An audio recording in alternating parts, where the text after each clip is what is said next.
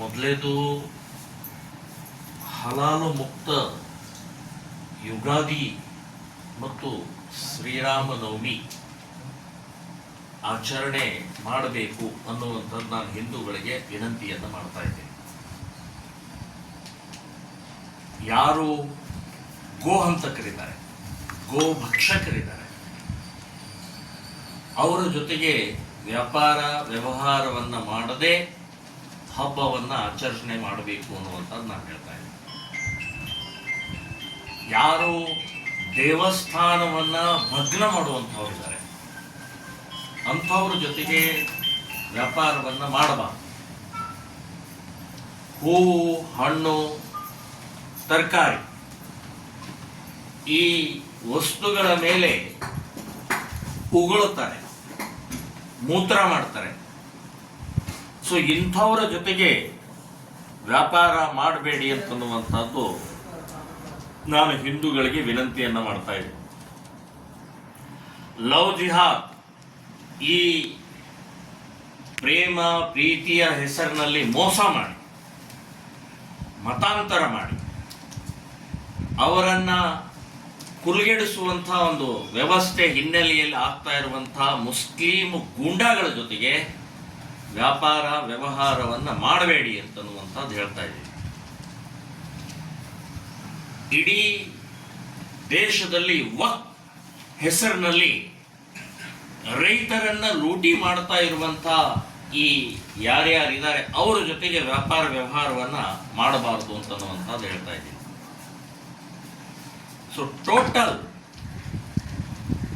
ಹಿಂದೂಗಳ ಯುಗಾದಿ ಮತ್ತು ರಾಮನವಮಿ ಶಾಸ್ತ್ರೋಕ್ತ ಇದೆ, ವೈಜ್ಞಾನಿಕವಾಗಿದೆ. ಸೊ ಹಲಾಲ್ ಇದು ಅವೈಜ್ಞಾನಿಕ. ಹಲಾಲ್ ಇಸ್ಲಾಮಿಕ್ ಸಂಬಂಧಪಟ್ಟದ್ದು, ನಮಗೇನು ಸಂಬಂಧ ಅಲ್ಲ. ಅದು ಇಸ್ಲಾಂ ಮಾತ್ರ ಅದನ್ನು ಅನುಸರಿಸ್ತೇವೆ. ನಾನು ಹಲಾಲ್ ವಿರೋಧಿ ಅಲ್ಲ, ನಮಗೆ ಬೇಡ. ಅದು ನಮ್ಮ ಮೇಲೆ ಯಾಕೆ ಹಾಕ್ತಾ ಇದ್ದಾರೆ? ಹಿಂದೂಗಳ ಮೇಲೆ ಯಾಕೆ ಹಾಕ್ತಾ ಇದ್ದಾರೆ?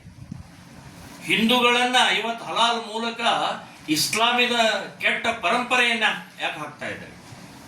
ಸೊ ಆ ಹಿನ್ನೆಲೆಯಲ್ಲಿ ಶುದ್ಧವಾದಂಥ ಶಾಸ್ತ್ರೋಕ್ತವಾದಂಥ ವೈಜ್ಞಾನಿಕವಾದಂಥ ಯುಗಾದಿ ಹೊಸ ವರ್ಷವನ್ನು ಆಚರಣೆ ಮಾಡಬೇಕು ಅನ್ನುವಂಥದ್ದು ನಾನು ನಮ್ಮ ಹಿಂದೂ ಸಮಾಜಕ್ಕೆ ಆಗ್ರಹವನ್ನು ಮಾಡ್ತಾ ಇದ್ದೇನೆ.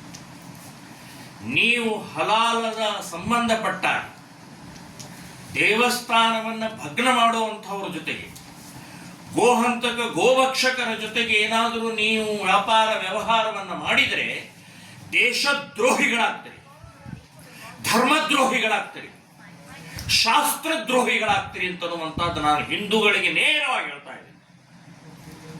ಸೊ ಇದರಲ್ಲಿ ಕಟ್ಟುನಿಟ್ಟಾಗಿ ಹಲಾಲ ಮುಕ್ತ ಹೊಸ ವರ್ಷದ ಯುಗಾದಿ ಮತ್ತು ರಾಮನವಮಿಯನ್ನು ಆಚರಣೆ ಮಾಡಬೇಕು ಅಂತನ್ನುವಂಥದ್ದು ನಾನು ಹಿಂದೂಗಳಿಗೆ ಆಗ್ರಹವನ್ನು ಮಾಡ್ತಾ ಇದ್ದೀನಿ. ಸೊ ಇದು ಒಂದು ವಿಷಯ. ಎರಡನೇದು, ಇತ್ತೀಚೆಗೆ ಇಡೀ ದೇಶದಲ್ಲಿ ಔರಂಗಜೇಬನ ವೈಭವೀಕರಣ, ಜೈ ಜೈಕಾರ ಮತ್ತು ಅವನೊಬ್ಬ ಹೀರೋ ಮಾದರಿಯಲ್ಲಿ ಈ ದೇಶದ ಮುಸ್ಲಿಂ ಗೂಂಡಾಗಳು ಅವರನ್ನ ಮೆರೆಸ್ತಾ ಇದ್ದಾರೆ. ಔರಂಗಜೇಬ್ ಒಬ್ಬ ಮತಾಂಧ, ಔರಂಗಜೇಬ್ ಒಬ್ಬ ನೀಚ, ಔರಂಗಜೇಬ್ ದೇಶದ್ರೋಹಿ, ಔರಂಗಜೇಬ್ ಆಕ್ರಮಕ, ಲೂಟಿಕೋ. ಅಂಥವನನ್ನ ಈ ದೇಶದಲ್ಲಿ ಹುಟ್ಟಿ ಈ ದೇಶದ ಅನ್ನ ತಿಂದಂತ ನಮಕ್ ಹರಾಮಿ ಮುಸ್ಲಿಮರು ವೈಭವೀಕರಣ ಮಾಡ್ತಾ ಇರುವಂತಹದ್ದು, ಕಟೌಟ್ ಹಾಕ್ತಾ ಇರುವಂತಹದ್ದು ಇದು ದೇಶದ್ರೋಹಿಗೆ ಸಮಾನವಾದ. ಔರಂಗಜೇಬ್ ಸಿಖ್ಖರ ಗುರು ತೇಗ ಬಹದ್ದೂರನ್ನ ಕ್ರೌರ್ಯವಾಗಿ ಕೊಂದಂಥ ವ್ಯಕ್ತಿ.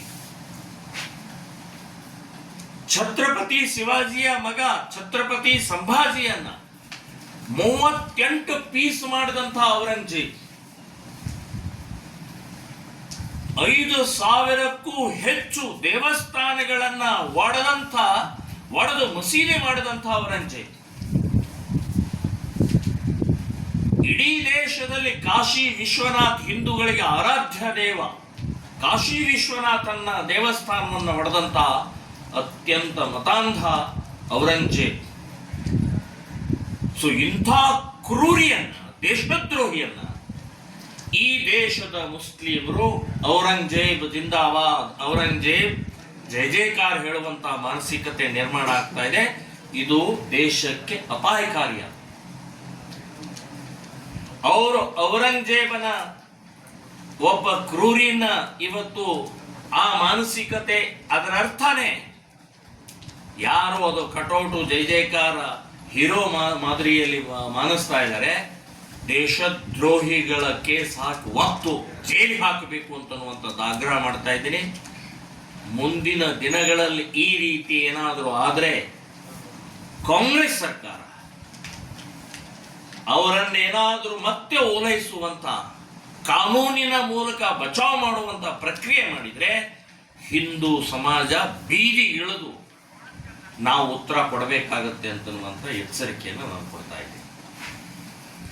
ಅದು ಮಹಾರಾಷ್ಟ್ರ ಇರ್ಬೋದು, ಕರ್ನಾಟಕ ಇರ್ಬೋದು, ದೆಹಲಿ ಇರ್ಬೋದು, ಎಲ್ಲ ಕಡೆಗೆ ಅವ್ರು ಮಾಡ್ತಾ ಇರುವಂಥ ಈ ಜಯ ಜಯಕಾರ ನಿಲ್ಲಿಸಬೇಕು. ಭಾರತೀಯ ಮುಸ್ಲಿಮರಿದ್ದೀರಿ ನೀವು, ಔರಂಗಜೇಬನ ವಂಶಜರ ಅಲ್ಲ ಅನ್ನುವಂಥ ತಿಳ್ಕೊಂಡು ಈ ದೇಶದಲ್ಲಿ ದೇಶಭಕ್ತಿಯ ಮೂಲಕ ಬದುಕಬೇಕು ವಿನಃ ದೇಶದ್ರೋಹಿಗಳ ಜೊತೆಗೆ ಜಯ ಜಯಕಾರ ಹೇಳುವಂಥದ್ದು ನಿಲ್ಲಿಸಬೇಕು ಅಂತನ್ನುವಂಥದ್ದು. ಇದು ಮೂರನೇದು ಮತ್ತು ಕೊನೆಯದು. ಲಕ್ಷ್ಮಿ ಅನ್ನುವಂಥ ಒಬ್ಬ ಮಹಿಳೆ, ಕಾರಜ್ಗಾ ಊರು.